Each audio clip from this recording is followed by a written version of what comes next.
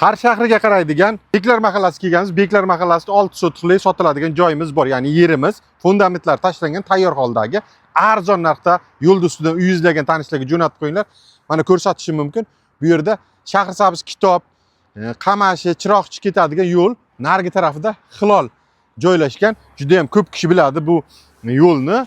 Mana shu joydan yo'l ustida joylashgan mana shu xonadonimiz, ya'ni kelasiz, xonadon qilib o'zingiz qurib olasiz. Ichkarilarini ko'rishingiz mumkin. Fundamentlari juda ham chiroyli qilib taxlangan. Mana ko'rishingiz mumkin. Belimdan yuqori holatda turibdi, mana ko'rishingiz mumkin. 1 metrdan balandroq qilib quyilgan joyimiz sotuvda. Mana shunday joyni juda ham ko'p kishi izlashadi va bizga like bosib, podpiska qilib qo'yinglar.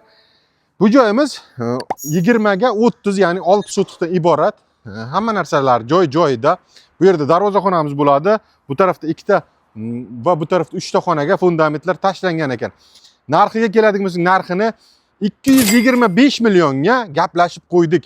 Yo'l ustidan bunaqangi joyga kamdan kam chiqadi, bosib yorsangiz bo'ladigan joy.